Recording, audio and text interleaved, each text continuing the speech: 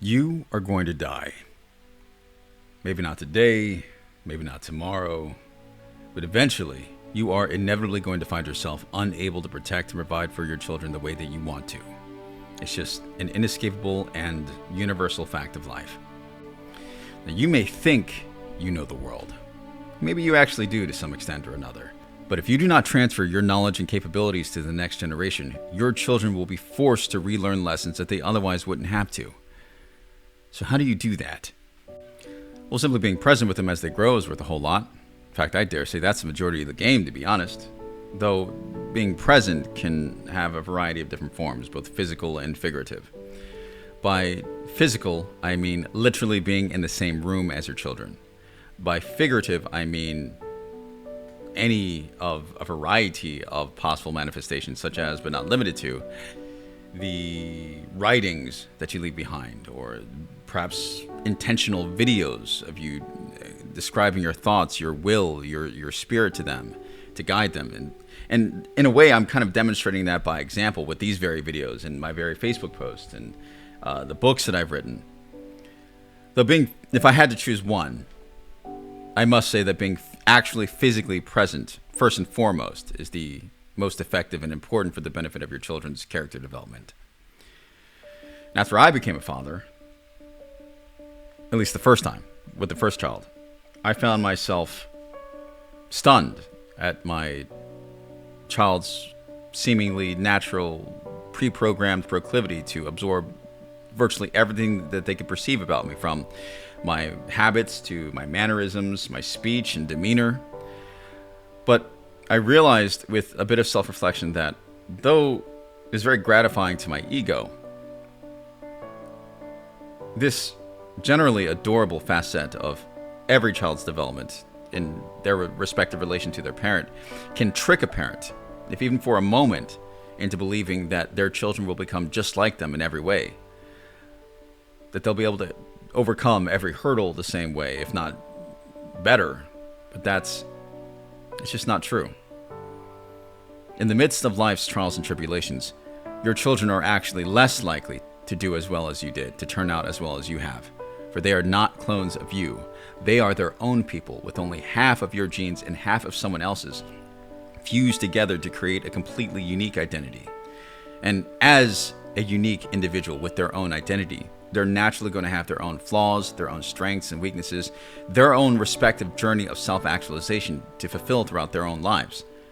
Meanwhile, simply because they may start off their lives mimicking certain elements of your character that they blindly admire when they're young, does not mean that they understand those elements of your character and why you are the way that you are, for better or worse. Which then leads me into the thought about training children or educating them in controlled environments. And when I reference training your children in controlled environments, I do not simply mean a traditional classroom. I mean letting your children experience what it is actually like to be you in a way that you manage the difficulty and dangers of. And this isn't a new concept. In fact, it's actually a timeless, cross-cultural concept that goes all the way back to archetypes as basic and universal as a father and son hunting in the woods. In ancient times, a father might have been a master hunter or a blacksmith, the son his apprentice, and a mother, in contrast, might have been cooking in the kitchen with the daughter her own. We see a prime example of this at work in the book Yield, where the veteran father, Eric, is reluctantly gifting his son with the opportunity to know what it truly feels like to be himself, his father, to carry the weight of the family and what it means to be the leader, both literally and metaphorically, as they survive in the Alaskan wilderness. Granted, Eric loses control of that respective situation as a part of the story, but the concept in its purest form is one of the greatest possible methods of parenting in such a way as to ensure that the next generation not only fares well, but surpasses their parents to achieve higher and higher levels of familial evolution.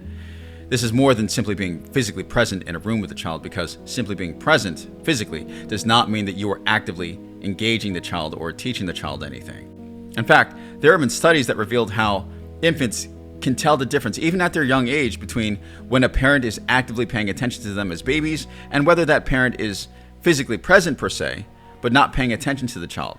Perhaps they're busy looking at their smartphones while simply holding the child, or physically present in some other way but mentally absent. Regardless of how you feel about gender roles, my point is about having an adult walk their child through what it is actually like to be in their shoes. And throughout the process, the child learns countless things, not simply the skills that the parent may have, but empathy and understanding for the parent and what makes the parent who they are and why they should be respected, which is critical for the child to learn how to think on their own in ways that transfer wisdom, not through externally enforced rote memorization, but through internally developed shared experiential intuition, generation after generation. The next that I think of would be leaving your thoughts behind. Right? I'm really good at this personally. Right? Be it through notes, memoirs, videos, etc. Immortalizing your mind, your heart, mind, and soul in even a rudimentary but intentional way can preserve a family and culture's character for thousands of years.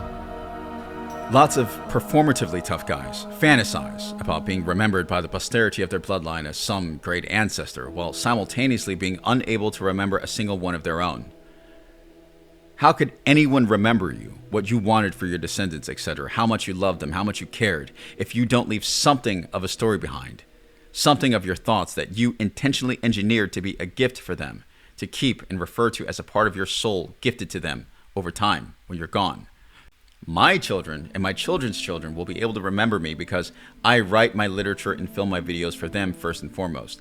They will know that I love them beyond words.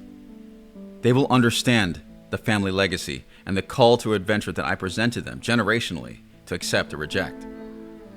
Because of what I've done, there could be a tragic familial disconnect for generations, but anyone tracing back their line even hundreds of years from now has the potential to remember my name, completely revitalize the family legacy, and answer that collective family call to adventure if they'd so choose.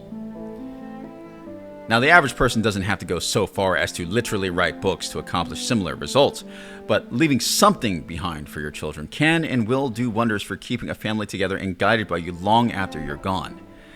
Even if it's just a single, simple video as part of your last will. Something, anything. And with that said, every child is different, unique in their own way. Every child learns, grows, and matures at their own pace.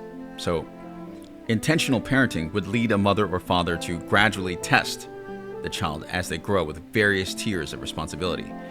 And this can manifest with something as simple as household chores, but it can also go so far as roles of responsibility within a family business, or even something as dangerous as wielding a high-powered rifle.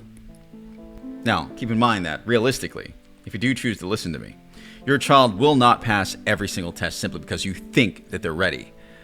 Whenever they may fail, use that as a signal to pull back as a parent and grant them the opportunity to try again to earn that respect after more education or training. They'll get it, eventually.